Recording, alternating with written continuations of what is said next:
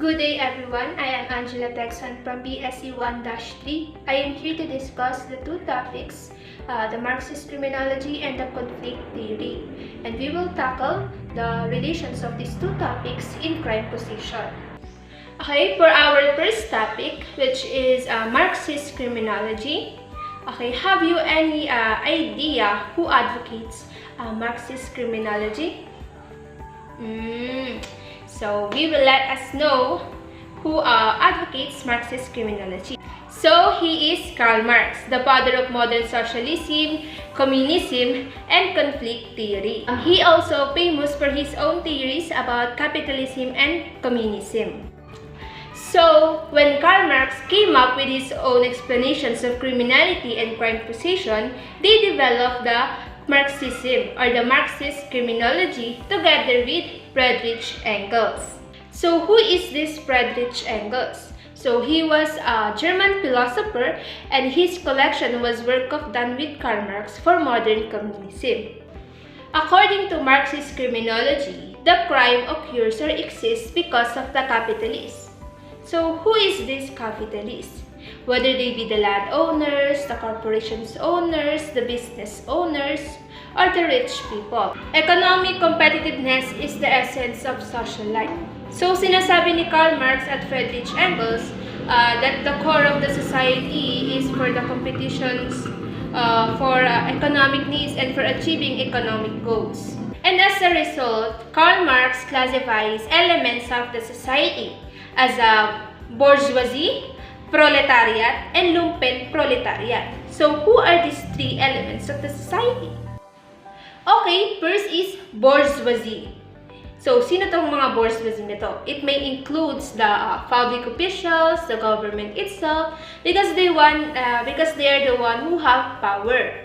And also the capitalists. So, it mentions yung capitalists, sila yung mayayaman, or sila yung mga landowners, company owners, the business owners, sila yung tinatawag na bourgeoisie. Second element is the proletariat. They are the laborers or the working class. Sila yung tinatawag nating mga manggagawa or mga trabahador sa isang company or sa isang organization. Third is the lumpen proletariat. So according to Karl Marx, they are the non-productive people or the useless in the society. O sila daw yung mga taong palaboy, mga pulube, yung tambay, unskilled workers. And then, according to Karl Marx, kabilang din dito yung kriminal. According to Seigel 2004, lumpen proletariat play no decisive role in the expected revolution. That's why tinatawag silang useless in the society or the non-productive people. Okay, further, the rich use the fear of crime as a tool to maintain their control over society. So, they use the law to intimidate against them, against the capitalism, or against the upper class people in order to gain or to control of our society. So, how do they control the poor? So, according to Karl Marx, through police apprehension or incarceration for the crime they have committed. And then we also have the middle class people. Eventually, people from the middle class are not classified as poor and not considered very wealthy. They are diverted from caring about the crimes of the powerful because they fear the crime of the powerless. So who are these powerless? The powerless are the poor people or the or the people from the lower class. In other words, takot sila sa crimes ng mga mahihirap. Kasi ano nga ba yung mga madalas i-commit na crime ng mga mahihirap or ng mga kriminal na nanggaling sa mahihirap? Ito yung mga pagnanakaw, sexual violence, pagpatay, yun yung mga common types ng crimes na kinukumit nila. So, hindi nila pinapansin yung mga illegal acts or mga pagmamanipulate ng mga upper class dun sa society natin and dun sa economy natin. So, kasi nakapokus sila dun sa mga crimes na mga mahihirap. Also, according to Karl Marx, criminals came from the third class of their society. In Marxist criminology, there are types of Marxism. The structural Marxism, which is the structural institution of society, influence the behavior of individuals and groups by virtue of the type of relations created. So, ano yung structural institutions of society? Well, these are the government and also the capitalists. So, in the pictures or the illustrations depicts that we have the pillars of CJS.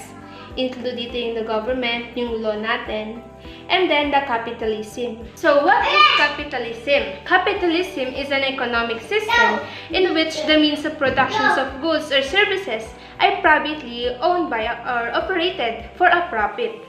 So, the CJS serves the interests of the capitalists. So, yung mga batas daw sumasang-ayon sa mga capitalists, while hindi napapansin ng mga middle class or ng mga mayayaman at mga mahihirap, din nila napapansin na yung capitalist ang may gawa ng kanilang kahirapan. So, nagkakaroon ng conflict. So, they go against the government, the law that we have. Okay? For example, is yung sinusulong na end of contractualization. So, for the capitalists, pabor sila dun sa batas na yon. Kasi yung batas na yun, magiging instrument nila para makontrol yung mga mahirap or yung mga trabahador, and then para ma-serve yung interest or ma-protectionan yung interest at pagyaman nila. So, ang nagiging result is yung mga mahirap or yung mga trabahador, ang bine-blame nila is yung government natin, yung batas natin na bakit may contractualization law. And so with that, nagkakaroon ng conflict. Nagkakaroon ng conflict against the government, kaya kumukontra yung mga tao. Ang nagiging resulta, nagrarally sila, nagrarally ibang mga komunista dun sa government natin na ibagsak yung kapitalismo.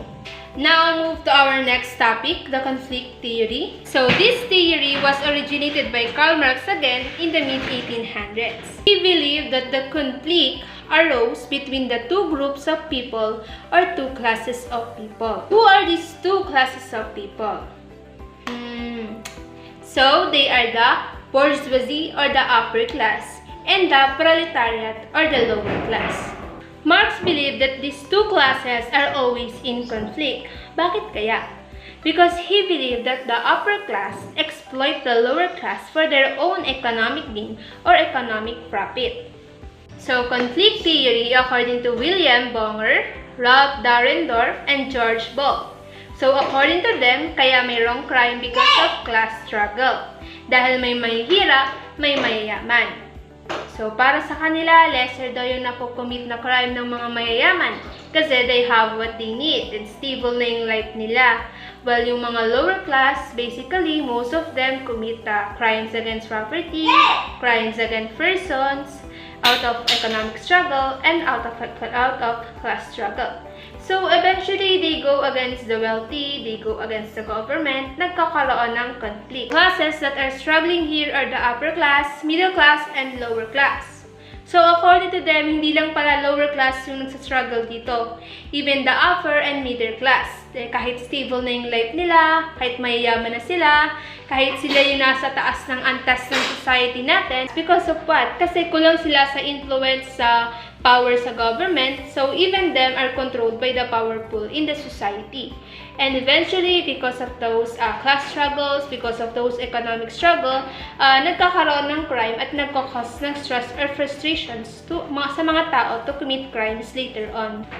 Further, conflict theory also viewed that crime is defined by those in power. So who are in this power? These are the people that have the ability to determine and control the behavior of others and to shape public opinion to meet their personal interests.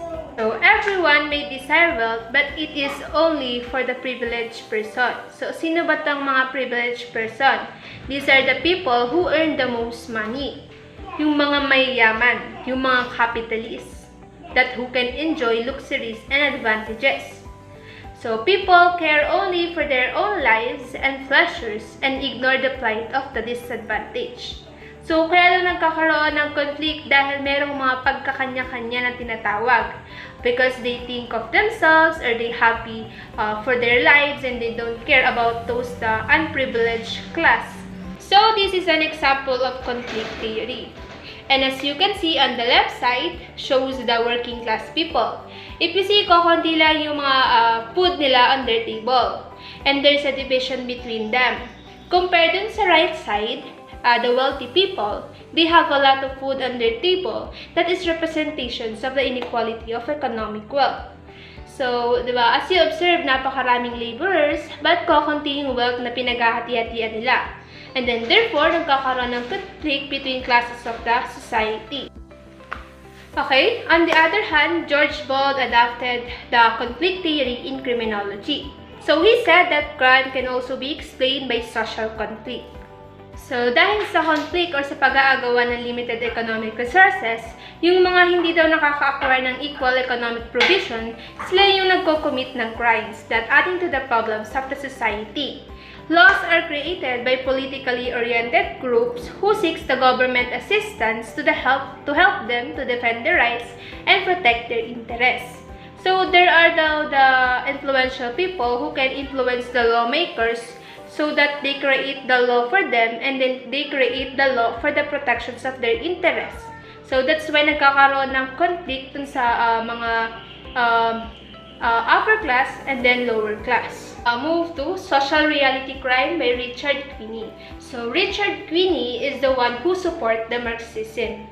So, according to Richard Queenie, criminal definitions or the law represent the interest of those who hold powers in the society. And that's the reality na nagiging criminal act ang isang misbehavior. Dahil yun yung ginagawa ng mga power or ng mga nasa influential. So, sinasabi na yung batas natin ay nire-represent na yung mga powerful person in the society. So, this picture shows that there is a contradiction between the constructions of ideology of crime as to the formulations of the definitions of crimes. Nagkakaroon daw ng conflict. And even the applications of definitions of crime, nagkakaroon ng class struggles and class conflict.